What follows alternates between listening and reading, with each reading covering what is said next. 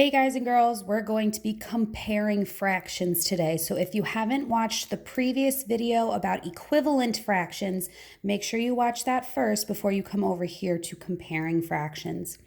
So when we're comparing fractions, we want to make sure that either the denominator or the numerator is the same. So when we compare fractions, we have the denominator and the numerator.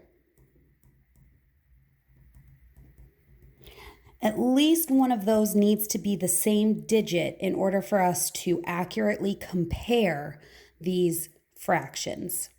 So let's use an example.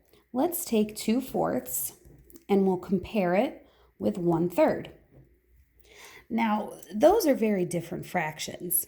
A couple things that we can do. We could draw a model, like we did in our previous video, to find equivalent fractions.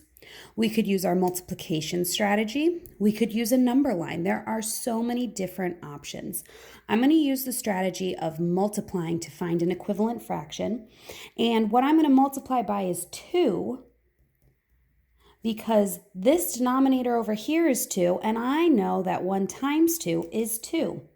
So over here, I'm now going to have 2/6. So I'm comparing 2/4 and 2/6. The numerators are the same. Looking at the denominators now, 4 is a smaller number, but in the world of fractions, that smaller digit actually means a bigger size piece. So when I have 2/4, that's actually a bigger piece than my 2/6. So 2/4 is greater than 1/3. Let's try another one. Let's do 3/4 and 2/8.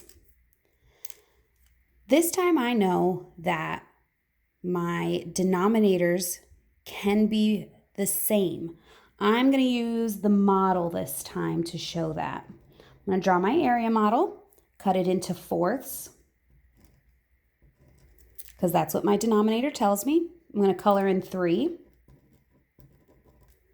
Now, if I want 8 pieces and I only have 4, I'm going to cut it once horizontally. Now that I've cut it horizontally, I have 8 pieces total. That's my denominator. And I have 1, 2, 3, 4, 5, 6. 6 pieces that are colored in. So I have 6/8. So therefore, 3/4 is greater than 2/8. Okay, one more, and I think we've got this now. How about 1/5 and 1/3? Look at that, my numerators are already the same. So my numerators are both 1. So what I have to do with that now is I have to look at the denominators. 5's a bigger number, but that means that its pieces are smaller. So if I were to draw a model, draw an area model, I'm going to cut it into fifths, and I'm going to color 1 in. Now, I'm going to try to draw the same size area model underneath.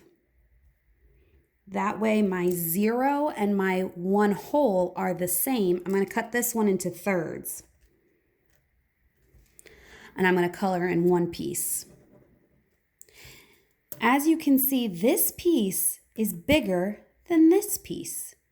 That's because with the fifths, 5 individual pieces have to fit in the whole, where with thirds, 3 pieces need to fit in the whole. Therefore, 1/5 is less than 1/3. I hope this helped. If you have any questions, leave a comment down below. Have a great day.